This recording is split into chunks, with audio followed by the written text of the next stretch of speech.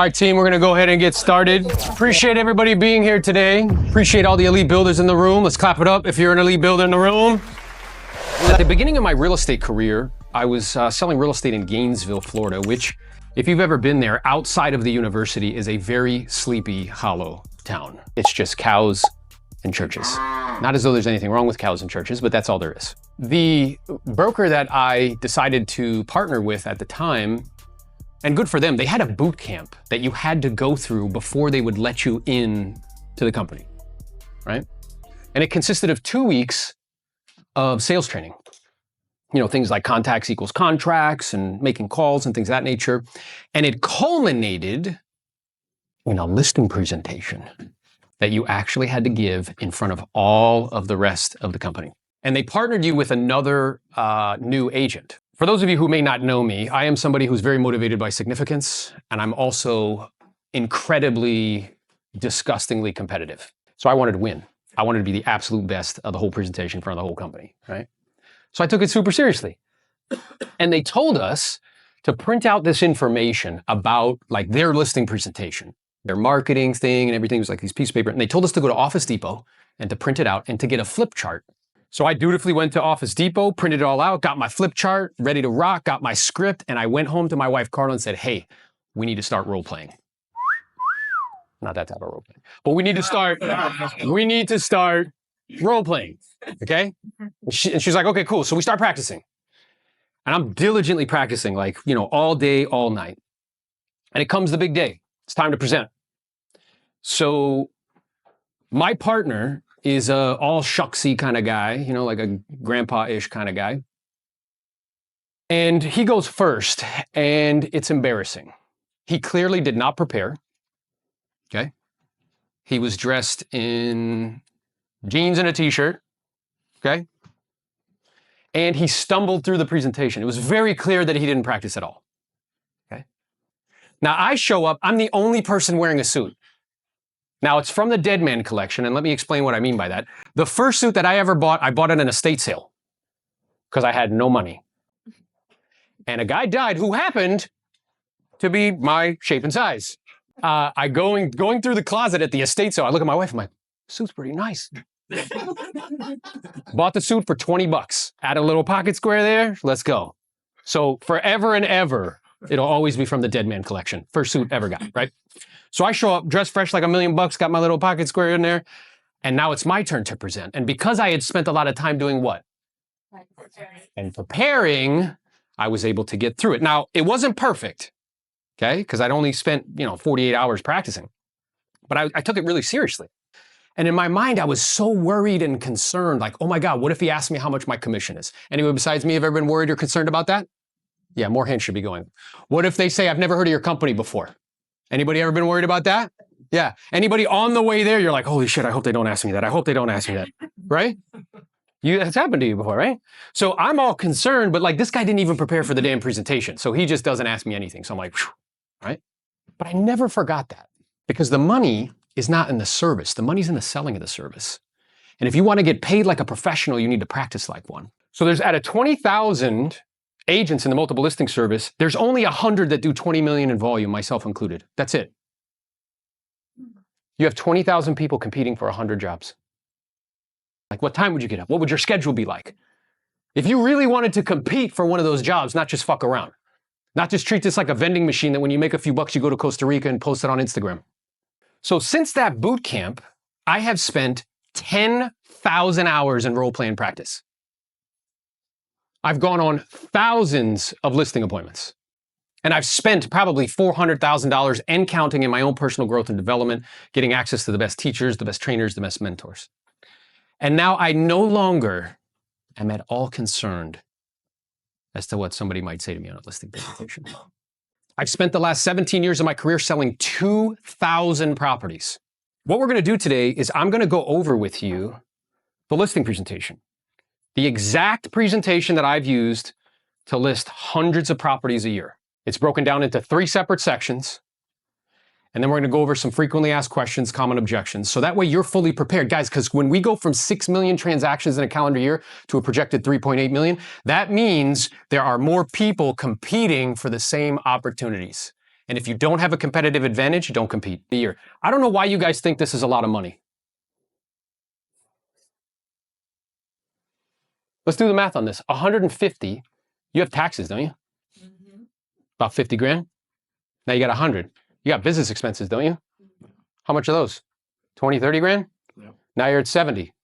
You got a rent or your mortgage payment, car payment. You want to take one nice trip a year. How much money's left over? Zero. Amateurs practice until they can get it right. Professionals practice until they can't get it wrong. I should be able to wake you up in the middle of the night and be like, bro, give me your listing presentation. And you're like, hi, my name is Aaron, and I really appreciate the opportunity to be here. And you just run right into it. Because guys, these conversations are worth 10, 15, 20,000 bucks. It's immature to not be prepared. There's 3 separate sections of the listing presentation. From the time you hit the door till the time you start to talk about price. Then there's the pricing portion of the listing presentation. Then there's handling objections and closing. Okay? It's a map. You just follow it. Now, I'm curious. Let's say you got on a plane and the pilot said, you know what? We're not going to go with the checklist today. We're just going to wing it. Would you get on that plane?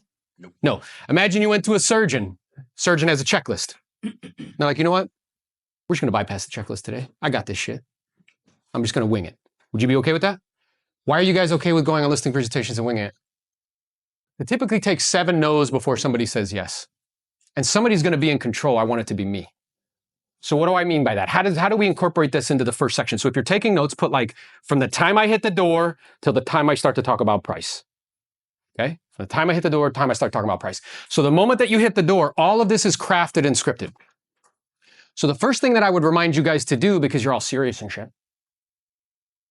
is to smile when you knock on the door. I had to remind myself to do that because I used to be like, here to do business. Right? So you knock on the door, they open the door, you're like, hi, Aaron Novello, nice to meet you. Somebody's going to be in control.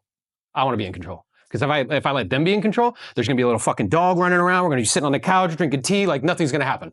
Now what I want to start to do is I want to start to immediately start to close. You guys wait till the end to close. I don't know why. And remember, it takes 7 no's to get to 1 yes. So I want to get all those 7 in right away. So the first thing I'm going to say to them is like, well, you know, your home is really lovely, Chris. It's tastefully furnished. So I'm curious, when we have offers come in, are we going to be including the contents, or do you want to take that with you to your next destination? Taking it with me. Good. What just happened there? When who has offers come in? We have offers come in. It's called an assumptive close. Being assumptive is, yeah, I know. She was like, oh. Being assumptive is a function of confidence, and confidence is a function of role play and practice. He's going to be like, no, we want to take that with us. Okay, fantastic. And then he continues to show me through, and I'm like, yeah, you know, if I remember correctly, Chris, you were kind enough to share with me that you aren't planning on making any changes or modifications before I start to bring buyers through. You just want me to help you to sell it as it is, where it is. Is that right? That's right. What just happened? Close number 2. Right? Right? So 2 closes. Have we talked about commission? Have we talked about my fucking snazzy marketing plan? Which, by the way, is the same as everybody else's, but don't tell me. So then we've done those couple assumptive closes, and now it's time to sit down. Again, you need to be in control. Okay, so what I like to do is like, we can go ahead and take a seat here at the kitchen table. Would that be all right? Because if you don't do that, you're going to end up sitting on a little shitty couch somewhere, and it'll be awkward and weird. Okay? Now, in terms of where I want to sit where I'm the center. I want the people to be sitting here, right? So if husband and wife, here, so I can direct to both of them. If I'm sitting across from you, what does that create? An adversarial position. And there's a border and a boundary between me and you. Now, I will say, first and foremost, I just want to begin our time together, Fatima, just by saying thank you. Smiling again.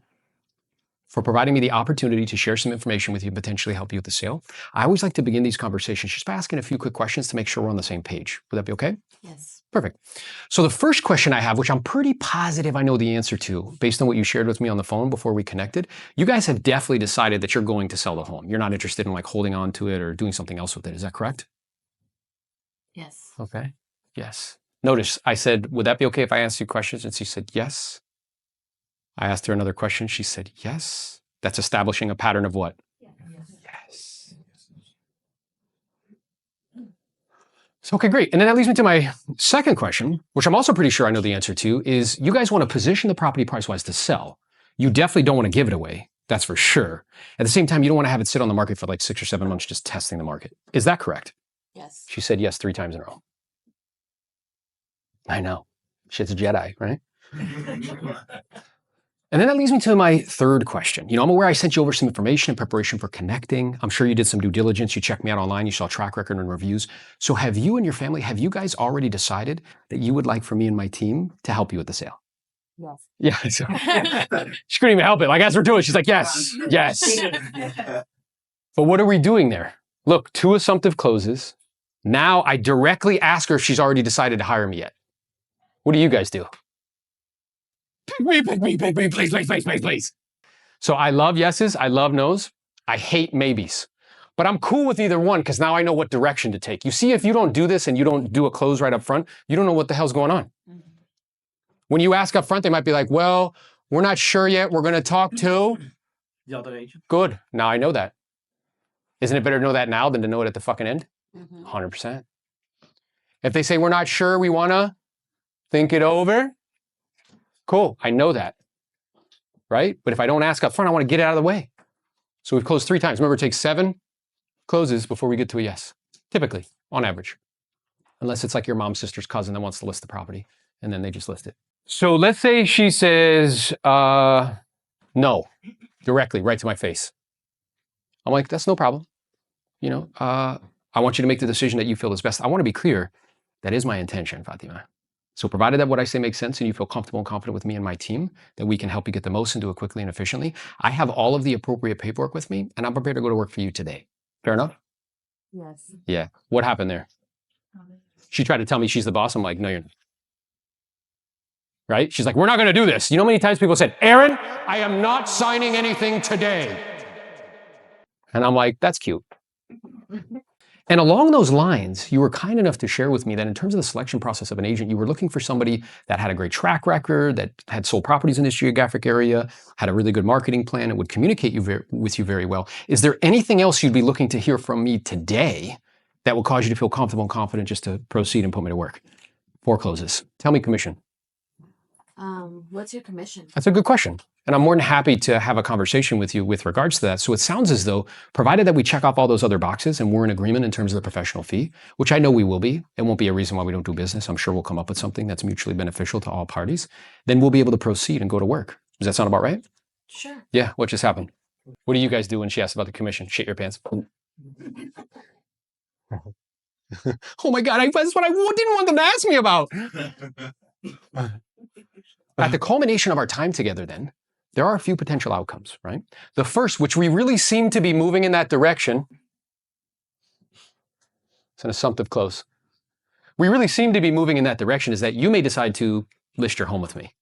And by the way, when I say list your home with me, what is that? It's an embedded command. It's neurolinguistic programming. List your home with me. Do you hear it now?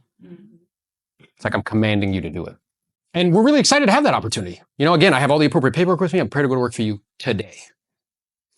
The second potential outcome is there's an outside chance for whatever reason, you may decide not to list the home with me. And that's okay too. Most of you guys would never say that out loud. Because you're like, oh, please. And then that leads us to the third outcome. And this was just as important as the other two, is if for any reason at all, Fatima, if I feel honestly, truly, that I wouldn't be able to help you get what you wanted in the time that you wanted, I may decide to very humbly decline the opportunity to list your home. The reason I would do that is I'd much rather earn your business with integrity, being honest and straightforward about what's reasonable and realistic, versus promising you something I know is not going to happen and not be able to deliver. And any one of those 3 I feel comfortable with. Fair enough? We pursue that with retreats. I'm demonstrating to you I'm completely unattached to this fucking outcome. Okay? I may decide humbly. Now, it's important how you do this. If you're like, I may decide not to take your shit, that's not going to work. You know what I mean? And remember, this is still but we haven't even talked about price yet. Okay? I've closed 5 times already. I may decide to humbly decline the opportunity. Right? And when anyone's there, I feel perfectly comfortable. Fair enough? And you're like, yeah, that's fair. Great. So what I'd like to do now is just review some of those questions I asked you over the phone, just to make sure that I'm fully prepared and I can do a great job for you and your family. Would that be okay? What is so I can do a great job for you and your family? We're already working together. Is that okay? You're like, yeah, that's great. Great. So you were kind enough to share with me that the main reason you want to sell the home, you guys are moving to Texas. Is that right? Mm-hmm. Yep. And you were also kind enough to share with me that time frame wise, you really want to make this move happen in the next 120 days. Is that correct? Mm-hmm. So what that would mean, I was thinking about this on the way over here, is that in order for us to make that happen in the time that you want, we would have to be under contract in like 30 to 45 days, because it usually takes 30 to 45 days to close. Mm-hmm. Does that make sense to you? Yes. Yeah, and that's something we can certainly accomplish. We just need to get started right away, okay? Okay. Are you gonna need some help or assistance as far as like finding a new property out in Texas? Would you want me to refer you an agent, or do you already have that under control? You can refer me an agent. Like as we progress with this and with showings and stuff, like is someone typically home most of the time, or how does that work? It would be my mother. And then for your mom, to make it convenient for her, we can make it like by appointment only. Or do you want us to call you first and then you'll let your mom know, or do you want to let your mom know? And what's the best, absolute best number for me to reach you at? What's happening here? She's already working with me. People want to say yes. You just need to give them a reason to say yes. Now, that is from the time I hit the door, we haven't to the time I start to actually present price. Key phrases. This is an option. You're the boss. Whatever you decide, I'll support you 100%. And again, stop trying to lead with authority. Okay? Stop trying to be like, I know and you don't, because they have access to all the same information because of the internet. This is more collaborative, right? You're going to share with them information, help them interpret it, help them to make a decision that works for them and their family. Okay, so closing is a different skill than presenting. Okay, what do you think I mean by that? That closing is a different skill than presenting. I know. You notice the energy in the room? It's like, oh, fuck, I've been doing that whole time, man. I'm doing this wrong. Shit. How is closing different than presenting? Closing is actually asking for a commitment. It's actually asking. You know what closing is? You know the analogy I like to give? It's taking off all your clothes and being like, so what it is. We doing this or not? Right? That's what closing is. But you guys are afraid to do it. Okay? There's a book. It says, knock and the door shall what? Open. Ask and you shall what? It requires you to do what? Ask. So it seems like we're in agreement with regards to strategy and approach, right? In terms of how to position the property. So do you have any other questions or concerns for me before we take care of the appropriate paperwork? Yes. So because of the price, I'm listing lower than expected. I just met with an agent who said that he can list at 630 and get me, and he's also lowering his commission. Okay, awesome. And I appreciate you, bringing those things So up to I'm me. concerned because the next property I'm buying, I'm really going to need to make as much money to hit the menu. Yeah, and I totally respect that. And I appreciate your straightforwardness, right? Like if we're going to enter into some sort of agreement with each other, it's got to be based on trust. And part of that trust is being able to have open conversations with one another. So I guess here's my question to you. Having looked at the information together as a team, just trust me, I would like it to be more as well. Knowing that those other two sold, how do you think it would serve you and benefit you to list it at 630 when you need to be out to Arizona in 120 days? Does that seem like a realistic expectation? No. No. Now, you do want an agent that's going to have the intestinal fortitude to earn your business with integrity, telling you the truth up front, don't you? I appreciate that. Yeah. You know what the good news is? You found what you're looking for. So here's my question is, if we can come to an agreement in terms of the professional fee today, because I'm open to having a conversation, and I know we'll be able to work that out. Like I'm interested in win-win dynamics. I want us both to feel good about what we're doing. Otherwise, we won't do it. If we could agree on that today, would there be any other reason why we couldn't proceed right now? No. Most of you guys verbally vomit when she mentions commission. I'll do it for 4. Ah! Yeah, you're still not talking numbers. And I isolated both of the objections. One was price, and I leveled with you. I'm like, does that seem like a realistic expectation? No. You do want an agent that's like going to be honest with you, don't you? Yes. That other agent just is out. I just took like a fucking sniper gun. Done. Now, most of you guys jump into the commission. What's the problem with answering an objection right away? One might be right behind it.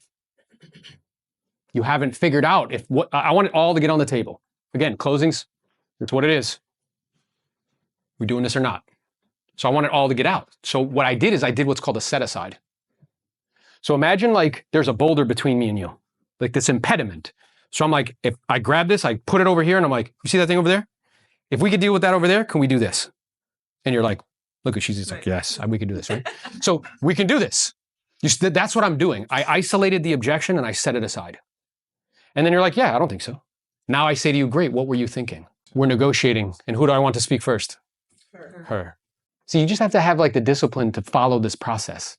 It's like a checklist, like a pilot's checklist. You fuck it up, it'll get messed up. You'll verbally vomit, you'll tell her, and she'll be like, well, I'm going to think about it. I'm going to talk to the other agent, leave. And then you get in your car, you're like, I really think we connected.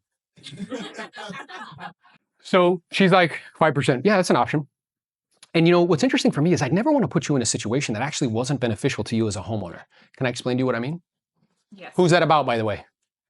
Who do you guys make it about? You. Me.